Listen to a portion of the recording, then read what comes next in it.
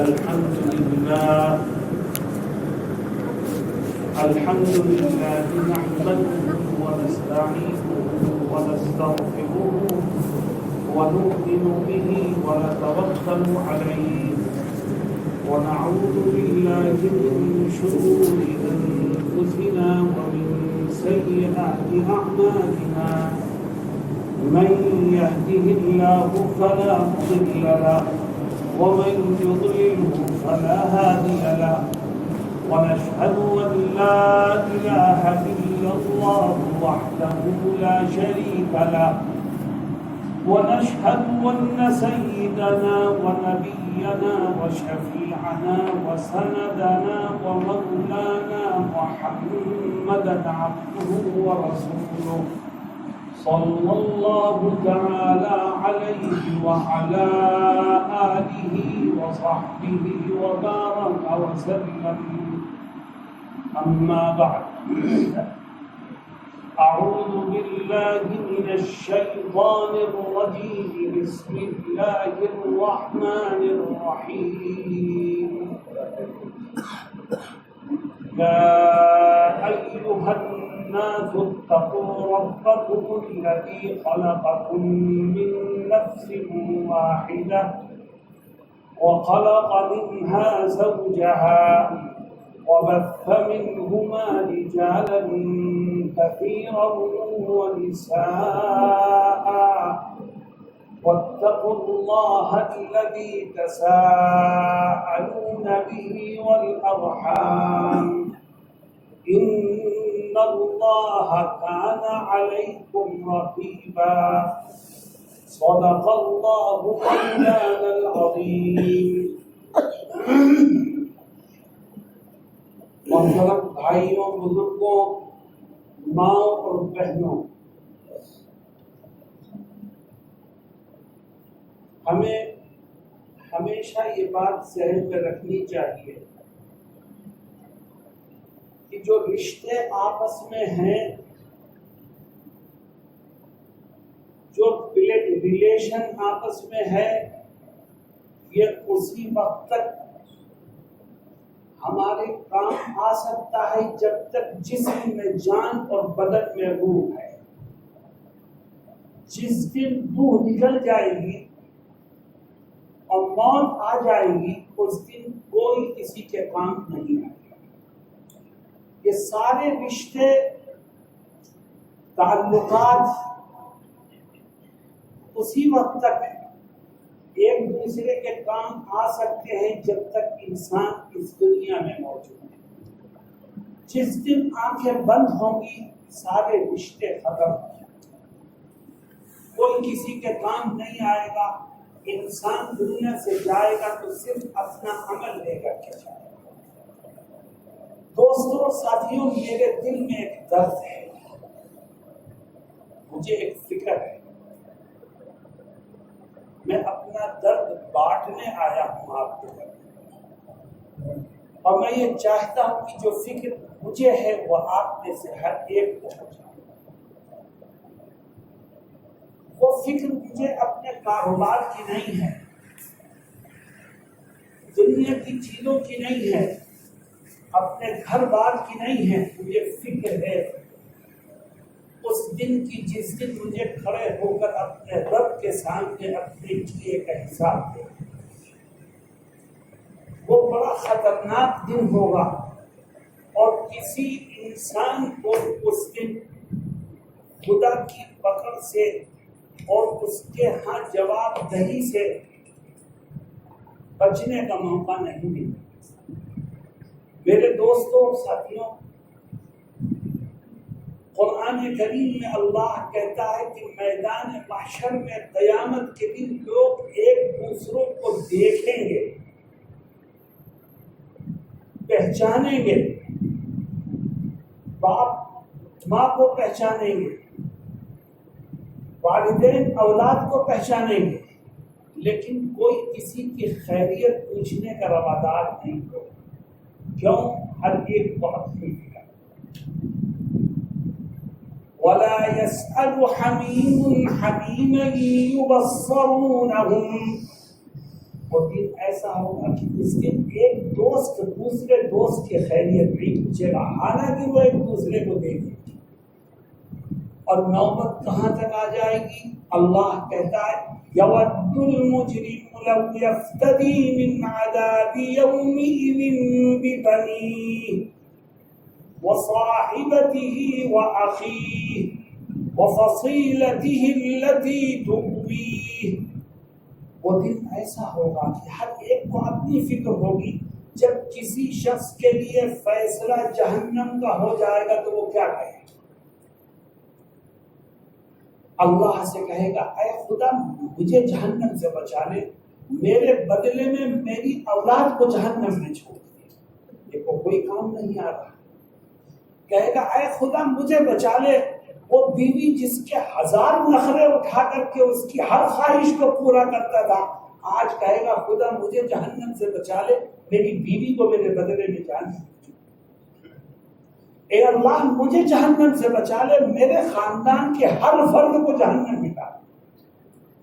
یود المجرم لو یفتدی من عذاب یومئذ ببنیہ وصاحبته وأخيه وفصيلته التي تؤويه ومن في الأرض جميعا۔ کہے گا اے اللہ دنیا میں جتنے لوگ ہیں سب کو ڈال دے جہنم میں، مگر کسی طرح مجھے بچا۔ میرے دوستوں انسان اپنوں کو بھولے گا کیسے؟ جو ایک دفعہ قرآن کریم کی ان آیات پر غور کر رہا تھا کہ ہم کسی مسئلے میں پھنستے ہیں تو کبھی بیٹا کھڑا ہو جاتا ہے مدد کے لیے، کبھی بھائی آ جاتا ہے، کبھی رشتے دار آ جاتا ہے۔ اللہ کہتا ہے قیامت کے دن کوئی کسی کی مدد نہیں کرے گا، انسان دوسرے کو دیکھے گا، پہچانے گا، مگر مدد کے لیے سامنے نہیں آئے گا۔ یہ بات ذہن میں بیٹھ نہیں رہی۔ اتفاق سے ایک دوست آئے اور انہوں نے مجھے اپنے موبائل پر ایک ویڈیو دکھا۔ وہ کسی ساحلی علاقے میں طوفان کی ویڈیو تھی۔ میں سمجھتا ہوں آپ میں سے بہت لوگوں نے دیکھا کہ پبلک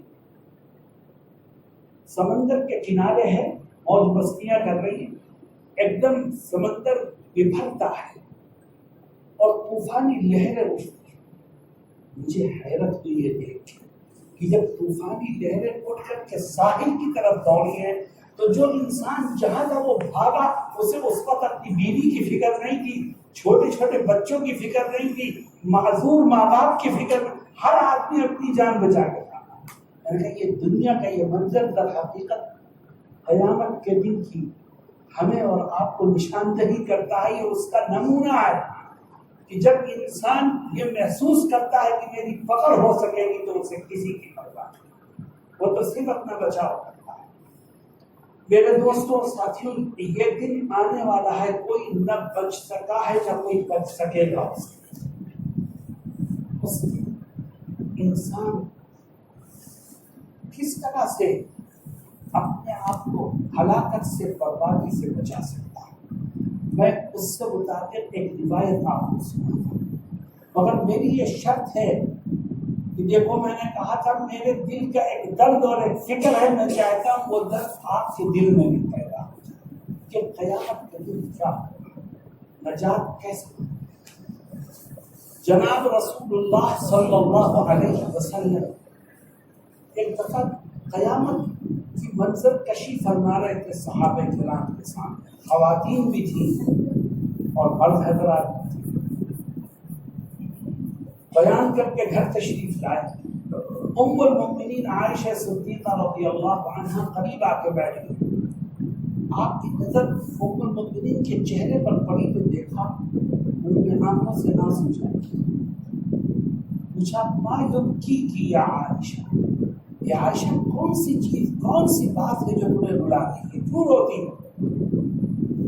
تو ام المؤمنین عائشہ صدیقہ رضی اللہ عنہا فرماتی ہیں آقا قیامت کے دن کا منظر میری نظروں میں گھوم گیا اور اس کے خوف اور دہشت سے میری آنکھوں سے آنسو چلے۔ کیسے اس دن بچا جائے گا؟ نبی کریم صلی اللہ علیہ وسلم جو جواب دیتے ہیں وہ ہم سب کے لیے نجات کا راستہ کھولتا ہے۔ آپ فرماتے ہیں عائشہ قیامت کے دن 3 موقع ایسے ہوں گے جب کسی کو کسی کی پرواہ نہیں ہوگی، ہر ایک کو صرف اپنی فکر ہوگی۔ ان 3 موقعوں پر انسان بربادی سے بچے گا کیسے؟ میں آپ کو ایک ایک بات بتاؤں گا، مجھے یقین ہے کہ آپ سن کر کے اس کو یاد رکھیں گے، عمل کریں۔ ام المؤمنین فرماتی ہیں کہ میں نے کہا قیامت کا منظر میرے ذہن و دماغ میں آ گیا، میں اپنی آنکھوں پر قابو نہیں رکھ سکتا اور آنسو جاری ہو گئے۔ تو نبی کریم صلی اللہ علیہ وسلم فرماتے ہیں اے عائشہ میدان محشر میں 3 موقع ایسے آئیں گے جس میں ہر ایک کو صرف اپنی فکر ہوگی، انسان دوسرے کی طرف توجہ بھی نہیں ہوگی۔ فرمایا آقا وہ کون سے موقع ہیں؟ دیکھو سب سے پہلا میدان محشر میں جب سارے انسان جمع ہوئے تو ایک موقع پر خدا کی طرف سے اعلان، اور اعلان یہ ہوگا فرشتوں کو حکم دیا جائے گا کہ انسانوں کے اعمال کا وزن کرو۔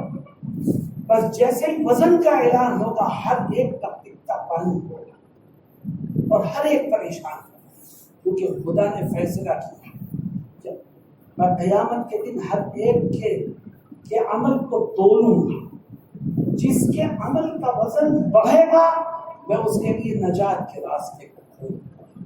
چنانچہ اللہ کیا کہتا ہے فَأَمَّا مَنْ ثَقُلَتْ مَوَازِينُهُ فَهُوَ فِي عِيشَةٍ رَاضِيَةٍ، جیسے ہی ترازو میں ہمارے اور آپ کے اعمال پہنچیں گے، اللہ کہتا ہے جس کے عمل کے وزن سے ترازو کا پلڑا جھکے گا تو وہ سن لے ادھر ترازو کا پلڑا جھکا، ادھر آٹومیٹکلی تیرے لیے جنت کے دروازے کھلتے چلے جائیں، مگر جب تک عمل کا وزن نہیں ہوگا اس وقت تک جنت کے دروازے نہیں۔ چنانچہ آگے والی آیت میں اللہ یہی کہتا ہے وَأَمَّا مَنْ خَفَّتْ مَوَازِينُهُ فَأُمُّهُ هَاوِيَةٌ، جس کے عمل کا وزن ہلکا رہے گا۔ نماز تو ہے مگر وزن نہیں ہے، روزہ تو ہے مگر وزن نہیں ہے، حج تو ہے مگر وزن نہیں ہے، زکوٰۃ تو ہے مگر وزن، بغیر وزن کے اللہ کے ہاں ہمارا اور آپ کا عمل قبولیت کے درجے میں۔ اب سوال یہ پیدا ہوتا ہے کہ اس دن کی فکر ہمیں کوئی فائدہ نہیں پہنچائے گی۔ اگر ہمیں اپنے عمل میں وزن پیدا کرنا ہے تو اس کے لیے فکر آج سے ہی شروع۔ کس طرح اعمال کے اندر وزن کیسے پیدا ہو سکتا ہے؟ ہم نے ابھی صبح کی نماز پڑھی، ہمیں نہیں پتا کہ ہمارے اس عمل کا اللہ کیا ہوتا ہے۔ حقیقت سے تو اللہ ہی بات ہے، لیکن اپنے عمل میں اگر وزن بڑھانا چاہتے ہیں تو ہمیں زندگی میں 2 کام ہمیشہ کریں، اور میں آپ کو اللہ کے اس گھر میں بیٹھ کر یقین دلاتا ہوں جس نے ان 2 کاموں کو کیا اللہ اس کی ہر نیکی کے وزن کو بڑھائے۔ اگر آپ اپنی نیکی کے وزن کو بڑھانا چاہتے ہیں تو پہلا کام یہ کرو کہ آج سے یہ طے کریں کہ زندگی کے آخری سانس تک جو بھی نیکی کریں گے، چاہے چھوٹی ہو چاہے بڑی، جو نیکی بھی کریں گے وہ صرف اللہ کی رضا کے لیے کریں گے، کسی کو دکھانے کے لیے۔ جب انسان خلوص سے دل سے نیکی کرتا ہے چاہے وہ چھوٹی سی نیکی ہو، اللہ اس کے وزن کو بڑھا دیتا ہے۔ اور جب انسان دکھاوے کے لیے کرتا ہے تو بڑے سے بڑا کام کرے، خدا کے ہاں اس کا کوئی پسند نہیں۔ میرے دوستو آج ہمارے اندر یہ عیب پیدا ہو گیا ہے کہ ہم تھوڑا سا عمل کرتے ہیں اور اس کو بہت بڑا بنا کر کے لوگوں کے سامنے پیش کرتے ہیں۔ جب تک ہم اپنی نیکی کو ظاہر نہیں کر دیتے، بیان نہیں کرتے لوگوں کے سامنے، اس وقت تک ایسا لگتا ہے کہ ہمیں سکون ہی نہیں۔ مختلف بہانوں سے مردوں اور عورتوں میں یہ عیب پیدا ہو گیا ہے کہ مختلف بہانے سے ہم اپنی نیکیوں کا تذکرہ جگہ جگہ کرتے ہیں۔ مجھے حیرت ہوئی، ایک صاحب میرے پاس آئے، دیکھو وہ اپنی نیکی کو کس طرح جتاتے ہیں. کہنے لگے کہ آج لائٹ بھاگی رات میں، تو میں نے ٹائم دیکھا تو پورے 3 بج رہے تھے، آنکھ کھلی تو 3 بج رہے تھے، اور مولانا صاحب یہ وہی وقت تھا کہ جس وقت میں روزانہ تہجد کے لیے اٹھتا. تو تم لائٹ بھاگنے کا تذکرہ کرنا چاہتے تھے، یہ تہجد پڑھنے کا ذکر میرے سامنے کرنا چاہتے تھے. یہ سوچو کہ تم تہجد کس کے لیے پڑھتے ہو؟ اپنے رب کے لیے پڑھتے ہو، تو رب کے علاوہ کسی اور کے سامنے اس کا تذکرہ کیوں ہے؟ اس کا مطلب یہ ہے کہ تیرے دل میں خلوص نہیں ہے. ہم کسی کی مدد کرتے ہیں، ہم نے اپنے آفس کے بند کمرے میں بیٹھ کر مدد کی ہے، اگر 10 جگہ بیٹھ کر اس کا ذکر. خدا ہمارے ہر عمل کو دیکھ رہا، ہماری ہر بات کو سن رہا. ہمارے اکابر اور اولیاء اللہ ہمیشہ اپنی نیکیوں کو پبلک سے چھپاتے ہیں. کیوں؟ اس لیے کہ میں نے نیکیاں پبلک کے لیے نہیں کی ہیں. یہ مجھے نہ کچھ دے سکتے ہیں نہ مجھ سے کچھ لے سکتے ہیں. دینے اور لینے والی ذات تو اللہ کی. ایک عالم بڑے محدث گزرے ہیں لاہور کے، مولانا احمد علی لاہوری رحمۃ اللہ، مفسر قرآن کہے جاتے ہیں. وہ اپنے ایک واقعہ سے کہتے ہیں میں سفر میں تھا، رات ہو گئی، میں مسجد میں چلا گیا. میں تھا، میرا ایک خادم تھا، ہم مسجد میں آرام کرنے گئے تو مسجد کا جو امام تھا، جوان آدمی تھا، وہ آ گیا اور کہنے لگا صاحب رات میں مسجد میں کوئی ٹھہر نہیں سکتا، مسافر کو ٹھہرنے کی اجازت نہیں، آپ چلیں. لیکن ہم مسجد سے باہر نکل آئے. ہم نے سوچا یہ کمرے میں چلا جائے گا تو ہم پھر تھوڑی دیر کے لیے مسجد میں بیٹھ جائیں گے. کہتے ہیں وہ اندر گیا مسجد میں، ہم بھی وضو کر کے مسجد میں آئے تو ہم نے دیکھا کہ مسجد کے حال میں وہ بیٹھ کر نوافل پڑھ رہا ہے، قرآن کی تلاوت کر رہا ہے اور اللہ کا ذکر کر رہا ہے. مسجد بند کے کوئی، تو ہم بھی باہر برآمدے میں بیٹھ کر ذکر و اذکار میں مشغول ہو گئے. جب فجر کی اذان میں 15 منٹ باقی رہ گئے تو وہ جلدی سے اٹھا اور اپنے کمرے میں گھس کے کمرے کا دروازہ بند کیا اندر سے اور چادر اوڑھ دی اور سو گیا. اذان ہوئی، کچھ دیر کے بعد نمازی آئے، نمازیوں نے کھٹکھٹایا، امام صاحب نماز کا وقت ہو گیا، نماز کا وقت ہو گیا. تو امام صاحب آنکھ مل کے باہر آئے اور وضو کیا اور نماز پڑھائی. مولانا احمد علی کہتے میں بڑا متفکر تھا کہ رات بھر یہ اللہ کی عبادت کرتا رہا، ذکر کرتا رہا، قرآن کی تلاوت کرتا رہا اور صبح ہوتے ہوتے جا کے کمرے میں لیٹ گیا. کہتے ہیں میں نے غور کیا، پھر میرے دل نے یہ فیصلہ کیا کہ یہ اللہ کے نیک بندوں میں سے ہے، یہ اپنی عبادت کو اپنے مقتدیوں سے چھپاتا ہے تاکہ کسی کو پتہ نہ چلے اس کا تعلق اس کے رب سے کیا ہے. میرے دوستوں کے واقعات بزرگوں کے ہمارے دلوں کو روشن کرتے ہیں اور ہمیں زندگی گزارنے کا راستہ دکھاتے ہیں کہ نیکیاں کرو تو اسے ذکر مت کرو، تم نے جس کے لیے نیکی کی ہے وہ تمہاری ہر نیکی سے واقف ہے. اور اگر خدا نخواستہ ہم نے نیکیاں کی، اپنی زبان سے اپنے عمل سے اس کا ڈھنڈورا پیٹا تو ہوگا کیا قیامت میدان محشر میں کیا ہوگا. اللہ کے نبی صلی اللہ علیہ وسلم فرماتے ہیں کہ اللہ یہ اعلان کرے گا کہ جس نے دنیا میں کوئی نیکی کسی کو دکھانے کے لیے کی تھی، آج وہ اپنی نیکی کا بدلہ اسی سے لے، میرے ہاں اس کے کسی عمل کا کوئی بدلہ. بتاؤ انسان جائے گا تو کہاں جائے؟ اگر چاہتے ہو کہ نیکیوں کا وزن بڑھے تو 2 کام کرو. پہلا کام یہ طے کر لو انشاءاللہ جو نیکی کریں گے صرف اللہ کے لیے کریں گے، کبھی اپنی زبان سے کہیں اس کا کوئی تذکرہ نہیں. اور آج تک اگر اس طرح کا گناہ ہوا ہے تو سچے دل سے توبہ، اللہ بڑا معاف. اللہ سے کہو خدا میں نے کیا تو تیرے ہی لیے تھا، لیکن مجھ سے یہ غلطی ہوئی کہ میں نے اس کا تذکرہ کیا، میری اس غلطی کو معاف فرما، میرے عمل کو قبول کر. دوسرا کام کیا ہے؟ اگر آپ اپنی نیکی کے وزن کو بڑھانا چاہیں تو دوسرا کام یہ کرو کہ آپ سے یہ طے کر لو کہ جب بھی زندگی کے کسی بھی مرحلے میں کسی دوسرے کا حق میری طرف نکلے گا تو میں حساب کر کے اس کے حق کو ادا کروں. جو انسان دنیا سے دوسروں کے حق کو ادا کر کے جائے گا اللہ اس کی نیکی کے وزن کو بڑھائے. اور جس کی گردن پر بھائی کا حق ہے، بہن کا حق ہے، کاروبار میں شریک پارٹنر کا حق ہے، تو یاد رکھو اس نے کتنی بڑی سے بڑی نیکیاں کیوں نہ کی ہوں، خدا کے ہاں اس کی نیکیوں میں کبھی وزن پیدا نہیں۔ تو میرے دوستو، یہ پہلا مرحلہ ہے جس میں انسان بہت پریشان ہوگا۔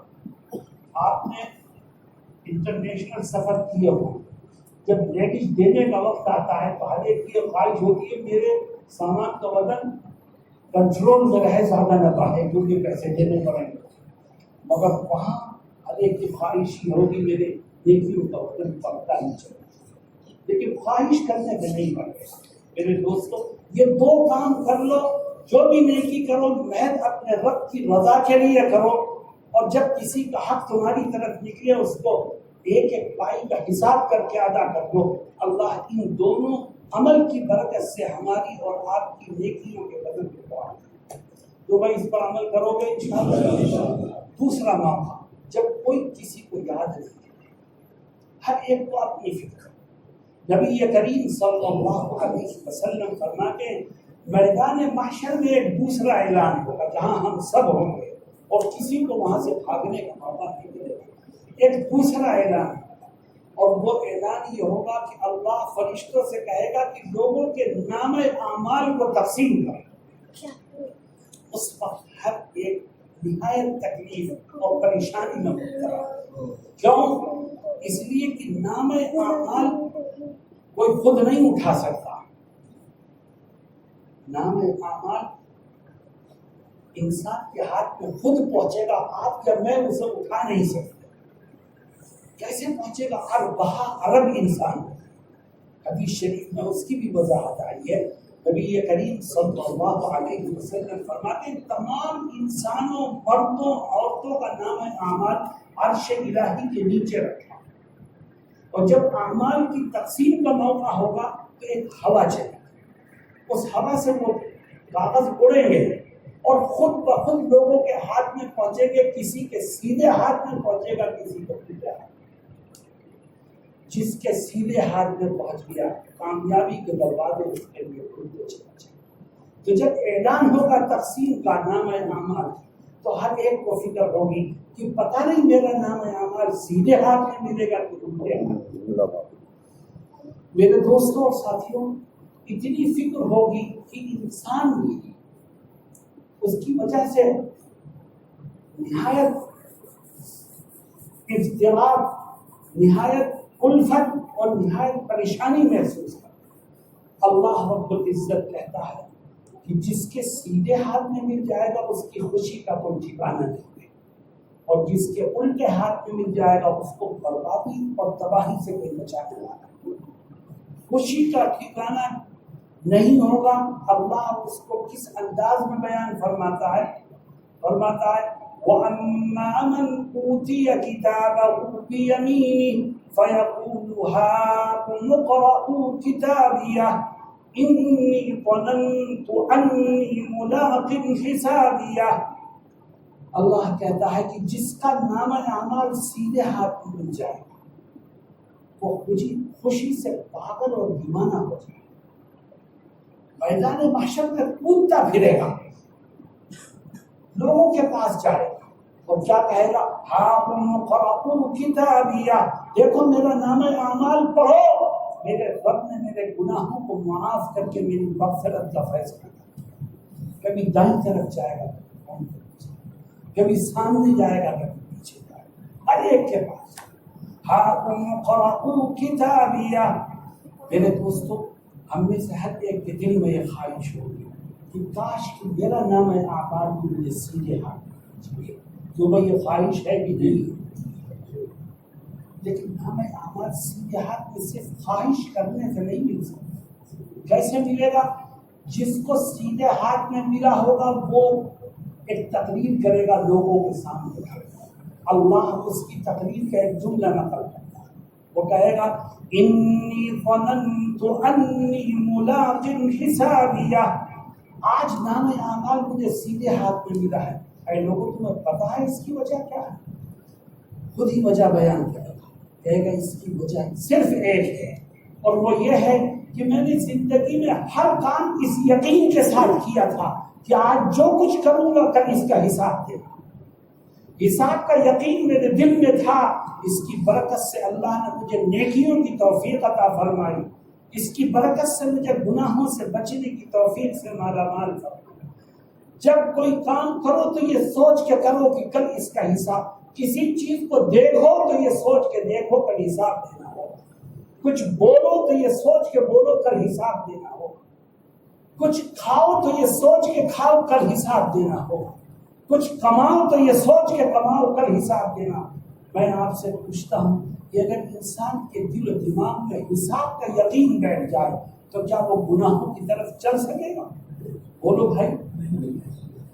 اس کے دل میں گناہ کی نفرت بیٹھے کہ میں اپنے رب کو کیا منہ دکھاؤں گا، میں اپنے کیے کا حساب کیسے دوں گا.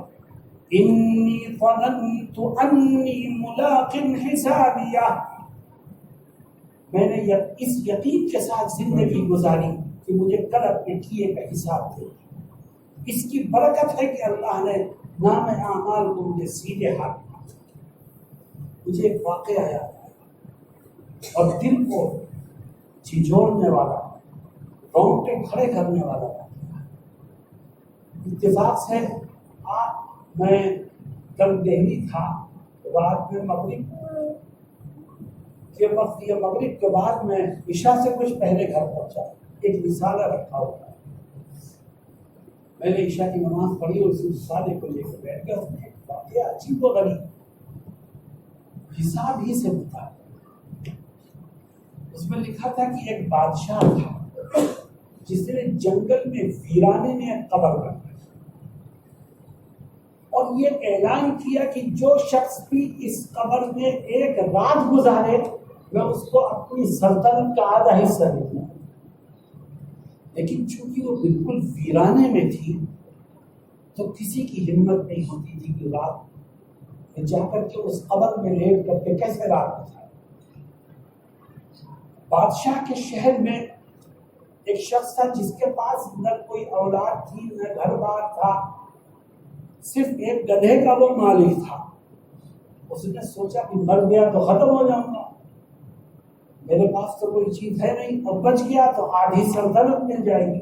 اس نے دربار میں جا کے کہا کہ بادشاہ سلامت، میں اس قبر میں رات گزارنے کے لیے گیا. بادشاہ نے فوج کو حکم دیا کہ یہ جاؤ اور نگرانی کرنا یہ کہیں ادھر ادھر نہ ہو جائے. اس کو قبر میں لٹا دیا گیا. پوری رات گزر گئی، وہ اس کو تھا. صبح جب ہوئی تو وہ قبر سے نکلا، تو قبر سے نکلا بھاگتے ہوئے یہ کہتے ہوئے مجھے نہیں چاہیے، مجھے نہیں چاہیے. آگے وہ پیچھے پولیس والا، وہ کہتا ہے مجھے نہیں چاہیے، مجھے نہیں چاہیے. پولیس والے کہتا ہے بادشاہ سلامت کے پاس تو چل، تو حقدار ہو گیا آدھی سلطنت کا. وہ کہتا مجھے نہیں چاہیے. مجھے کسی طرح اسے پکڑ کے لایا. اس سے پوچھا کہ کیا کہہ رہا ہے تو، کیا مطلب ہے تیری بات کا؟ تو میرے دوستوں جو اس نے جواب دیا نا، وہ انسان کے رونگٹے کھڑے کرنے کے لیے کہا. وہ کہنے لگا صاحب مجھے رات میں پولیس والے قبر کے اندر چھوڑ کے آ گئے. کچھ ہی دیر کے بعد وہ فرشتے آئے، انہوں نے مجھے پکڑا اور فرشتوں نے کہا تو ایک گدھے کا تو مالک تھا. کہاں؟ فرشتوں نے میرا نام اعمال سامنے رکھا اور کہا فلاں وقت وہ تیرا گدھا بھوکا تھا تو نے اسے کو نہیں کھلایا، میری پٹائی شروع کر. پھر کہا فلاں وقت وہ تھکا ہوا تھا تو نے اس سے بوجھ کو اٹھوایا، اس پر پٹائی شروع کر. فلاں وقت وہ پیاسا تھا تو نے پانی کو نہیں پلایا، اس پر سزا ملنی شروع ہو گئی. کہنے لگا ایک گدھے پر رات بھر میں پٹتا رہا، اگر میں نے آدھی سلطنت دے دی تو میں خدا کو کیا جواب دوں گا اور اپنی بچاؤ کی کون سی شکل ہے؟ مجھے دنیا کی کوئی چیز. میرے دوستوں اور ساتھیوں، ہمیں سوچنا چاہیے. یہ واقعہ تو ایک واقعہ ہے، لیکن قرآن کیا کہتا ہے اسے دیکھو. انی ظننت انی ملاق حسابیہ. اللہ کہتا ہے کہ سیدھے ہاتھ میں اگر نام اعمال چاہتے ہو تو اس یقین کے ساتھ زندگی گزارو کہ جو کچھ دنیا میں کرو گے میں تمہیں اس کا حساب دوں گا. اور جس کے اندر حساب دینے کی طاقت ہو وہی بہادری سے دنیا کے کاموں کو انجام دے. جس کی جس کے اندر یہ طاقت نہیں ہے وہ اپنے دامن کو بچانے کی کوشش کرے۔ میرے دوستو، کچھ لوگوں کے سیدھے ہاتھ میں نام اعمال ملے گا، کچھ کے الٹے ہاتھ میں۔ جس کے الٹے ہاتھ میں ملے گا وہ کیا کہے گا؟ غور کرو جملوں پر، قرآن دونوں کے جملے نقل کرتا ہے۔ وَأَمَّا مَنْ أُوتِيَ كِتَابَهُ بِشِمَالِهِ فَيَقُولُ يَا لَيْتَنِي لَمْ أُوتَ كِتَابِيَهْ وَلَمْ أَدْرِ مَا حِسَابِيَهْ۔ اللہ کہتا ہے جس کا نام اعمال الٹے ہاتھ میں ملے گا۔ دیکھو جس کو سیدھے ہاتھ میں ملا تھا وہ تو ہر ایک کو دکھا رہا ہے، کیونکہ وہ فرسٹ پوزیشن سے بھی پاس ہوا ہے، فرسٹ ڈویژن سے، سب کو اپنا رزلٹ دکھا رہا ہے۔ اور جس کو الٹے ہاتھ میں ملا وہ تو فیل ہو گیا، وہ اپنا نام اعمال دیکھے گا، کسی کو دکھائے گا نہیں، موڑ کے رکھ لے گا، کہے گا کاش یہ نام اعمال مجھے ملا ہی۔ اور وہ بھی ایک جملہ کہے گا، لوگوں سے کہے گا آج مجھے الٹے ہاتھ میں ملا ہے، پتہ ہے اس کی وجہ کیا ہے؟ وَلَمْ أَدْرِ مَا حِسَابِيَهْ، میں نے دنیا کی زندگی میں یہ سوچا بھی نہیں تھا کہ مجھے کبھی اپنے کیے کا حساب ہے۔ آج میں اگر یہ کہوں تو جھوٹ نہیں ہوگا کہ ہم میں 95% لوگ ہیں جن کے ذہن سے یہ نکل چکا ہے کہ ہمیں اپنے کیے کا حساب ہے۔ میرے دوستو، جناب رسول اللہ صلی اللہ علیہ وسلم فرماتے ہیں کہ جب نام اعمال کی تقسیم کا اعلان ہوگا تو ہر ایک کو صرف اپنی فکر ہوگی اور یہ خواہش ہوگی سب کے دل میں کہ کاش کی میرا نام اعمال مجھے سیدھے ہاتھ، اور اللہ مجھے الٹے ہاتھ میں نام اعمال ملنے سے بچا لے۔ لیکن اس دن کی خواہش کسی کے کام نہیں آئی، آج سے اس کی تیاری کرو۔ جب صبح اٹھو اور اپنے گھر سے نکلو آفس جانے کے لیے، دکان پر جانے کے لیے، کام پر جانے کے لیے، تو دل و دماغ میں بٹھاؤ کہ آج میں جو کچھ کروں گا وہ خدا کے ہر ریکارڈ میں محفوظ رہے گا، کل میرا رب مجھ سے سوال کرے گا۔ اس لیے مجھے ہر ناجائز کام سے بچنا ہے اور زندگی کے ہر قدم پر جائز طریقے سے اپنی زندگی کو گزارنا۔ انسان فکر کرے تو خدا اس کی مدد کرتا ہے، اور جب انسان بے فکرہ ہو جائے تو اللہ کہتا ہے جو انسان بے فکرہ ہو وہ جانور نہیں، وہ جانور سے بھی بدتر ہے۔ اولئک کالانعام بل هم اضل۔ میرے دوستوں اور ساتھیوں، آؤ نمبر 3 میں حضرت نبی کریم علیہ الصلوۃ والسلام نے فرمایا، اے عائشہ ایک تیسرا موقع بھی ہو کہ جب میدان محشر میں کوئی کسی کو پوچھنے کا اور پہچاننے کا روایہ ہے۔ دیکھو، پہلا موقع جب نام اعمال کا وزن ہو، انسان کی نیکیوں کا وزن ہو، دوسرا موقع جب نام اعمال تقسیم ہونے کا، اور تیسرا موقع میدان محشر میں اللہ رب العزت جہنم کے اوپر ایک پل بنا، اس پل کو پار کرنے کے بعد سامنے جنت کا دروازہ، کوئی جنتی جنت میں بغیر اس پل پر سے گزرے نہیں جا سکتا۔ نیچے جہنم دہک رہی ہے، اور وہ پل جس کو ہم اور آپ پل صراط کہتے ہیں وہ جہنم کے اوپر ہے۔ وہ کیسا ہوگا ہم اس کی تفصیل میں نہیں چاہتے، لیکن ایک بات ذہن میں رکھو کہ نبی کریم صلی اللہ علیہ وسلم فرماتے ہیں پل صراط کے ارد گرد شدید اندھیرا، جہنم دہک رہی ہے، پل صراط کے ارد گرد شدید اندھیرا ہے، انسانوں سے کہا جائے گا اس پر سے گزرو۔ اے خدا کیسے گزرے، کہاں پیر رکھیں، ریلنگ کہاں ہے، کہاں پل ختم ہو رہا ہے، کہاں پہ شروع ہو رہا ہے، کچھ پتا نہیں، اور نیچے جہنم دیکھ رہی ہے، خدا کا حکم ہوگا گزرو اس پر سے۔ آپ یہ سوچیں کہ جہنم دہک رہی ہے تو کچھ نہ کچھ آگ کی روشنی تو ہوگی، مگر یاد رکھو حضرت محمد مصطفیٰ صلی اللہ علیہ وسلم ایک حدیث شریف میں فرماتے ہیں کہ جہنم کی آگ کا رنگ سیاہ اور کالا، جہنم کی آگ تو دہک رہی ہوگی مگر اس کی وجہ سے تاریکی میں اضافہ ہی ہوگا، کوئی روشنی۔ اللہ کی طرف سے حکم ہوگا اس پر سے، جب گزرنے کا حکم ہوگا ہر ایک پریشان اے خدا کیسے گزرا جائے. لیکن دیکھو اب خدا کی مدد آئی کس کے ساتھ مدد ہے.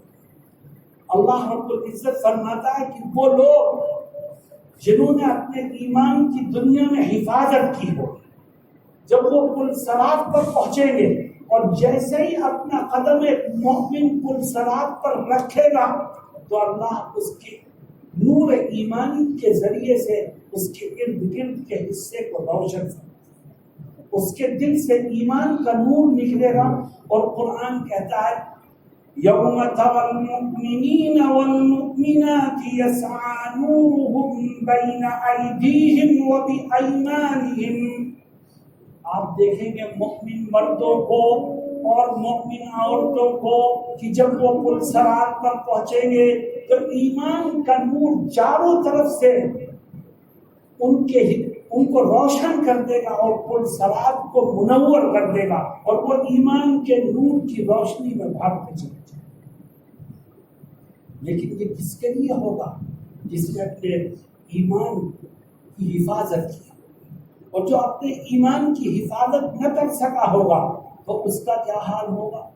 اللہ کہتا ہے جب وہ شخص کہ جس نے ایمان کی حفاظت نہیں کی، ایمان کے تقاضوں پر عمل نہیں کیا، کلمہ تو پڑھا لیکن کلمے کے تقاضوں کو بھلا دیا، جب وہ پہنچے گا پل صراط پر تو جہنم سے ایک لمبی لمبی گردنیں نکلیں گی اور اس کو اچک لے گی. کچھ پل صراط پر سے کٹ کر کے خود بخود جہنم میں گر جائیں گے اور کچھ کو پل جہنم سے نکلنے والی لمبی لمبی گردنیں چپ کر کے جہنم میں ڈال دیں. میرے دوستوں اسی لیے قرآن کہتا ہے کہ کچھ منافق لوگ، منافق کسے کہتے ہیں؟ یاد رکھو منافق ہم میں بھی بہت. منافق کہتے کسے پہلے اس کو سمجھ لو.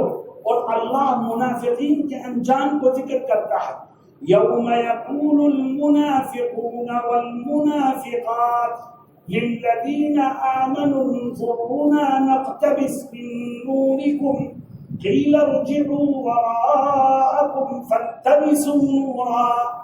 منافق مرد اور عورت پیچھے ہوں گے، مومن مسلمان آگے ہے. مسلمان جیسے ہی پل صراط پر پہنچا اس کے ایمان کا نور اس کے کام آنا شروع ہو گیا اور چاروں طرف سے پل صراط کو روشن کر دیا مومن کے ایمان کے نور نے. پیچھے سے منافق آواز لگائے گا کیونکہ منافق کے پاس تو ایمان کا نور نہیں. وہ کہے گا اے مومن ذرا رک، مسلمانوں بھائیوں رکو، ہمیں اپنے ساتھ لے چلو تاکہ ہم تمہاری روشنی سے ہم بھی فائدہ اٹھائیں. تو مسلمان رکے گا اور جواب دے گا ہمارے ساتھ چپکنے کی ضرورت نہیں ہے، تمہیں نور چاہیے، واپس میدان محشر میں جاؤ، وہاں سے لے کر کے آؤ. یوم یقول المنافقون والمنافقات. منافق مرد اور عورتیں کہیں گے مومنین سے کہ تھوڑا انتظار کرو، ہم بھی تمہاری روشنی سے فائدہ اٹھا لیں. وہ کہیں گے نہیں، واپس جاؤ، ہمارے ساتھ مت آؤ. میرے دوستوں مومن آگے نکل جائے گا اور یہ منافق اور اللہ نے ان کے مقدر میں جہنم لکھا ہے، یہ جہنم ہی کرتے پیوند بنے. لیکن منافق ہے کون؟ ہم بہت خوش مزاج، ہم تو مسلمان، ہم تو ایمان والے ہیں، ہم ہی میں منافقین موجود. کیسے؟ حضرت محمد مصطفیٰ صلی اللہ علیہ وسلم ایک حدیث شریف میں فرماتے ہیں کہ جس آدمی کے اندر 4 برائیاں ہوں وہ پکا منافق ہے. وہ کلمہ بھی پڑھتا ہے، وہ نمازیں بھی پڑھتا ہے، وہ روزے بھی رکھتا ہے، وہ حج بھی کرتا ہے، وہ زکات بھی، لیکن اس میں 5 برائیاں ہیں. تو آقا فرماتے ہیں کان منافقا خالصا، وہ شخص پکا منافق ہے. یہ اللہ کے نبی کو کون ہے؟ فرماتے ہیں اذا حدث کذب. پہلی برائی فرماتے ہیں منافق وہ ہے جس کے اندر یہ بری عادت ہو کہ جب بھی بولے تو جھوٹ. فرماتے ہیں جو جھوٹ بولتا تو منافق ہے، چاہے کتنی ہی نمازیں کیوں نہ پڑھے، کتنے ہی روزے کیوں نہ رکھتے. کتنے ہی حج کیوں نہ کر لے, کتنی ہی زکوٰۃ کیوں نہ دے دے, جو جھوٹ بولے گا نبی فرماتے ہیں کان منافقا خالصا, وہ پکا منافق. اب ہم میں سارے کے اپنے گریبان بچھا کے ہم جھوٹ بولتے ہیں. آج جھوٹ بولنے کو ایک فن سمجھا جانے لگا ہے, اور وہ آدمی بڑا سمجھدار مانا جاتا ہے جو یہاں کچھ بولے ادھر جا کے کچھ اور. آقا فرماتے ہیں من حدث کذب, جو جھوٹ بولے وہ منافق. اور منافق کی دوسری علامت فرماتے ہیں وَإِذَا اؤْتُمِنَ خَانَ, دوسری علامت یہ کہ منافق وہ ہے کہ جب اس کی طرف کسی کی امانت نکلے, کسی کے پیسے نکلے تو ادا کرنے کے بجائے اس میں خیانت کرے, ڈنڈی مارے. جو امانت میں خیانت کرے وہ کتنی ہی نمازیں پڑھے, کتنے ہی روزے رکھے, کتنے ہی حج کر لے, کتنی ہی زکاتیں دے, آقا فرماتے ہیں کان منافقا خالصا, جو امانت میں خیانت کرے وہ پکا منافق ہے. میرے دوستو, آج ہم میں سے ہر ایک کو اپنے گریبان میں جھانکنا ہے, اپنے ارد گرد کے ماحول کو دیکھنا ہے. بربادیاں بلا وجہ نہیں آ رہی ہیں, اللہ نے دشمنوں کو مسلط بلا وجہ نہیں کیا ہے. آج مسلمان اپنے اسلامی کردار کو بھول چکا ہے, اسی وجہ سے خدا کی رحمت کے دروازے بند ہیں. یاد رکھو, اعمال کا تعلق میری اور آپ کی ذات سے ہے. نماز پڑھیں گے ہم اپنے, روزے رکھیں گے اپنے لیے, حج کریں گے اپنے لیے, زکات دیں گے اپنے لیے. اعمال کا تعلق ہماری اپنی ذات سے ہے. اخلاق, کردار اور کیریکٹر کا تعلق دوسروں سے ہے. جب تک کیریکٹر صحیح نہیں ہوگا تو دوسرے ہم سے محبت کیسے کریں گے؟ جب تک کردار صحیح نہیں ہوگا تو دوسرے ہم سے محبت کیسے کریں گے؟ جب تک اخلاق نبوی ہمارے اندر نہیں آئے گا تو دوسروں کے دلوں میں ہماری محبت کیسے کریں گے؟ آقا فرماتے ہیں کہ منافق, پکا منافق ہے وہ جو جب بولے تو جھوٹ بولے, اور جب اس کی طرف کسی کی امانت نکلے تو ادا کرنے کی بجائے اس میں خیانت ہے. اور میرے دوستو, تیسری برائی منافق کی تیسری نشانی اور علامت کیا ہے؟ فرماتے ہیں وَإِذَا عَاهَدَ غَدَرَ. آج ہم اس میں بھی مبتلا ہیں. فرماتے ہیں جب منافق وہ ہے کہ جب اس کا کسی سے معاہدہ طے ہو, پیکٹ ہو جائے, تو صرف دنیا کے تھوڑے سے فائدے کے لیے وہ اپنے معاہدے کو اور پیکٹ کو دو.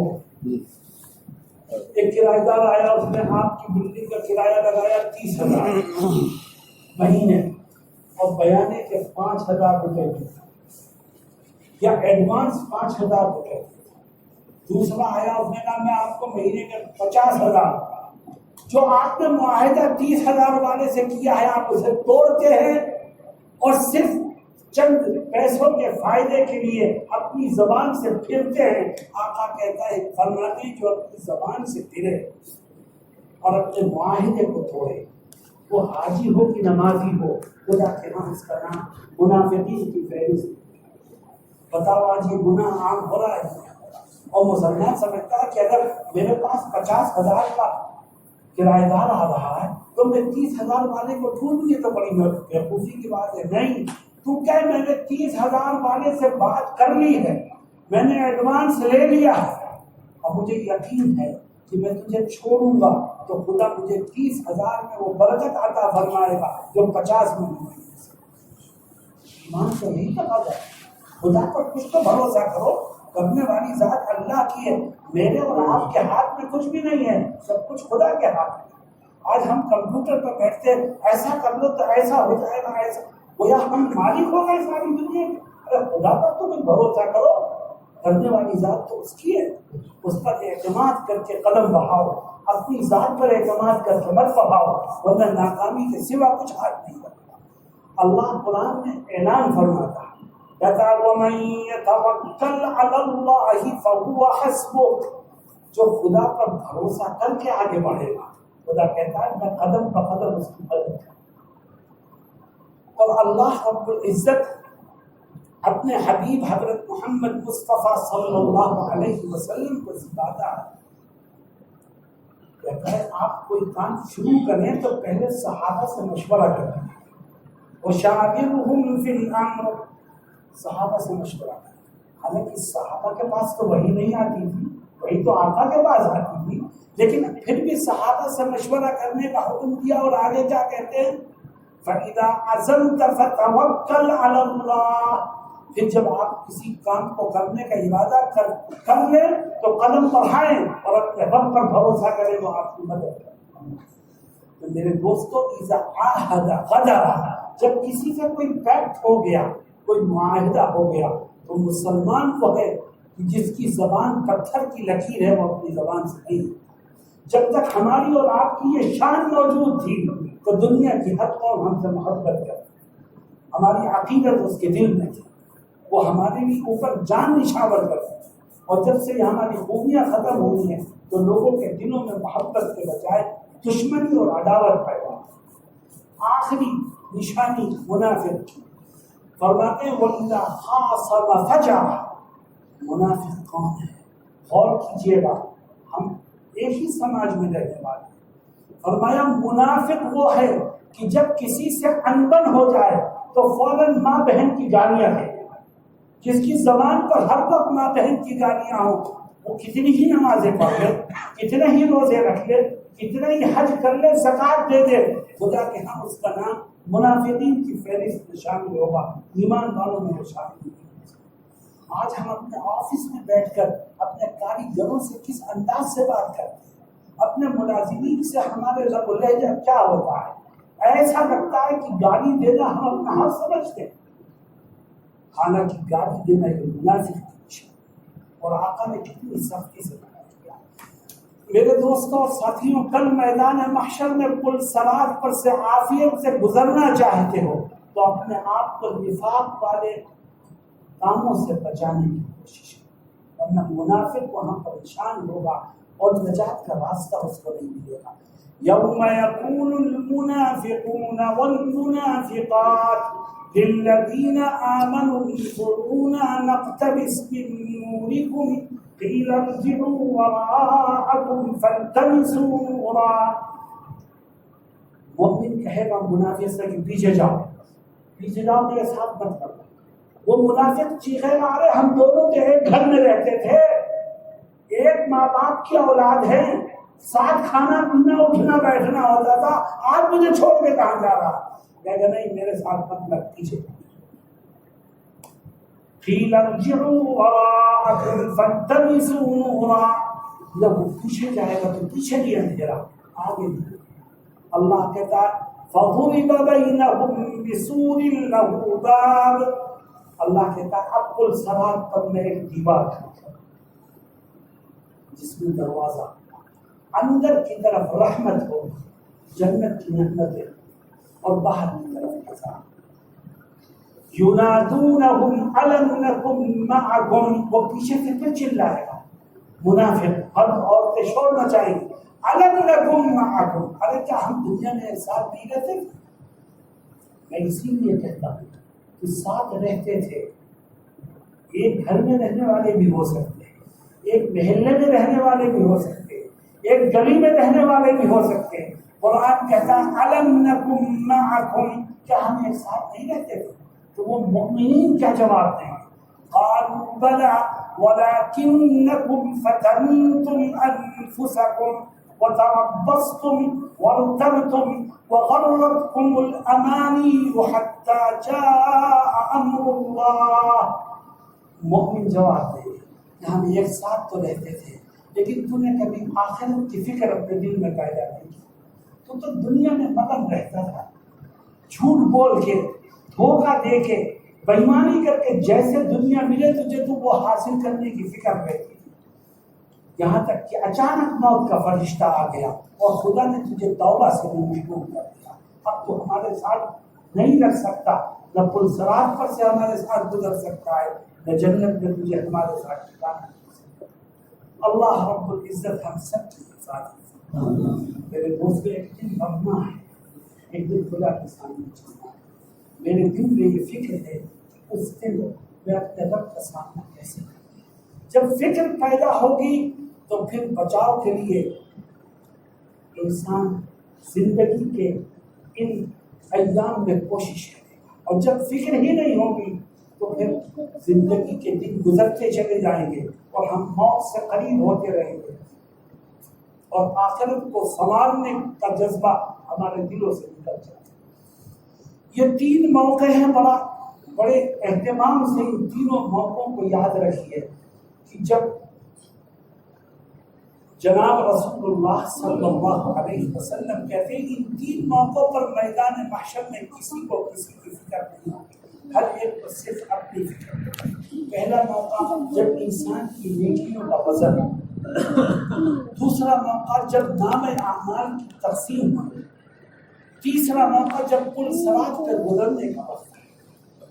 ان تینوں موقعوں پر اگر آخرت کی پکڑ سے اور اس دن کی بربادی سے بچنا ہے تو ہمیں آج سے اس کی جدوجہد کرنی ہے۔ اپنی نیکیوں میں وزن پیدا کرنا ہے تو 2 کام کرو کہ جو کچھ نیکی کرو خلوص دل سے محض رب کی رضا کے لیے کرو، اور دوسرا کام یہ کرو کسی کا حق نکلے آپ کی طرف تو ایک ایک پیسے کا حساب کر کے ادا کرو، اللہ نیکی کے وزن کو بڑھا دے۔ اور یہ چاہتے ہو کہ نام اعمال سیدھے ہاتھ میں ملے تو صرف ایک کام کرنا شروع کرو کہ دنیا میں جو بھی کام کرو اس یقین کے ساتھ کرو کہ پھر اس کا حساب، تو اللہ اس کی برکت سے بہت سی نیکیوں کی توفیق عطا فرمائے گا، بہت سے گناہوں سے بچنا آسان ہے۔ اور تیسرا کام پل صراط پر سے اگر گزرنا چاہتے ہو تو اس کی کوشش کرو، عافیت سے اگر گزرنا چاہتے ہو کہ ہم زندگی میں اپنے ایمان کو بچا کر کے لے جانے میں کامیاب ہو جائیں۔ اور ایمان بچے گا تب جب ہم 4 طرح کی برائیوں سے اپنے آپ کو دور کر رکھیں گے، جھوٹ سے بچیں گے، امانت میں خیانت سے بچیں گے، کسی معاہدے اور پیکٹ کو کرنے کے بعد توڑنے سے بچیں گے، اور اپنی زبان کو خراب کر کے گالم گلوچ دینے سے بچیں گے۔ اللہ رب العزت ہم سب کو کہنے اور سننے سے زیادہ عمل کی توفیق سے مالا مال فرمائے۔ وآخر دعوانا ان الحمد للہ رب العالمین۔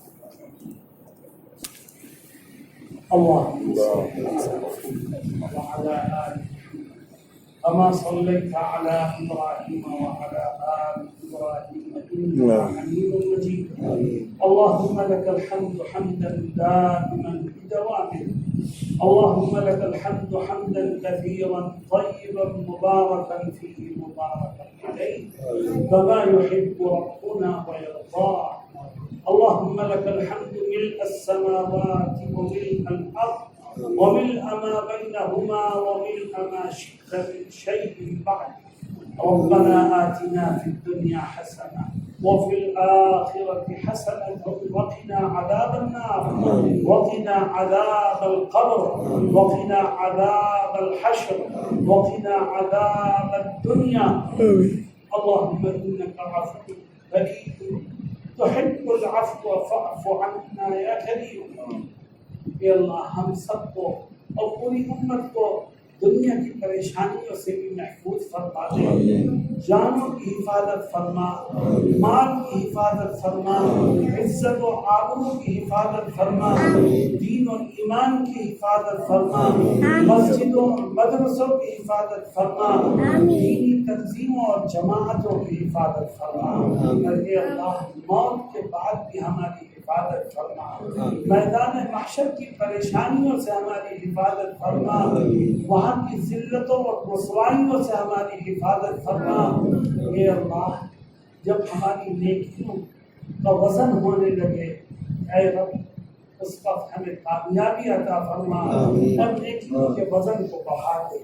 اے اللہ نیکیوں کے وزن کو بڑھا دے، ہمیں ہر نیکی خلوص دل کے ساتھ محض اپنی رضا کے لیے انجام دینے کی توفیق عطا فرما۔ اے اللہ ہم سب کو حق تلفی کے گناہ سے بچنے میں مدد فرما، بچنے کی توفیق عطا فرما۔ اے اللہ میدان محشر میں ہر طرح کی عافیت اور خیر سے مالا مال فرما، ہر طرح کی ناکامی سے ہماری حفاظت فرما۔ اے اللہ جب نام اعمال کی تقسیم کا مرحلہ آئے تو ہم سب کو پوری امت محمدیہ کو سیدھے ہاتھ میں نام اعمال عطا فرما۔ اے اللہ ان کے ہاتھ میں نام اعمال کے ملنے سے ہم سب کی حفاظت فرما۔ اے اللہ ہمیں دنیا کی زندگی میں ہر کام کو حساب و کتاب کی فکر کے ساتھ ادا کرنے کی توفیق عطا فرما، بے فکری والی زندگی سے بچنے میں تو ہماری مدد فرما، کہ اللہ پل صراط پر سے گزرنا آسان فرما، کہ اللہ ہمیں اپنے ایمان کی حفاظت کی توفیق عطا فرما، کہ اللہ ہمیشہ سچ بولنے کی توفیق عطا فرما، جھوٹ کی نفرت ہمارے دلوں میں بٹھا دے، کہ اللہ امانت کو ادا کرنے کی توفیق عطا فرما، خیانت کی نفرت ہمارے دلوں میں بٹھا دے، اے اللہ معاہدے کو پورا کرنے کی توفیق عطا فرما، معاہدے کو توڑنے کے گناہ سے بچنے میں تو ہماری مدد فرما، کہ اللہ گالم گلوچ کرنے اور بد زبانی کرنے سے ہماری حفاظت فرما، کہ اللہ ہر خیر سے ہمیں مالا مال فرما، ہر شر سے ہم سب کی حفاظت فرما، ہماری دنیا بھی اچھی طرح گزار دے، ہماری آخرت میں بھی اپنے فضل و کرم سے ہمیں مالا مال فرما، کہ اللہ ہماری تمام دعاؤں کو اپنے حبیب حضرت محمد مصطفیٰ صلی اللہ علیہ وسلم کے صدقے اور خیر میں شرف قبولیت سے مالا مال فرما، سبحان ربک رب العزت عما یصفون وسلام علی المرسلین والحمد للہ رب العالمین۔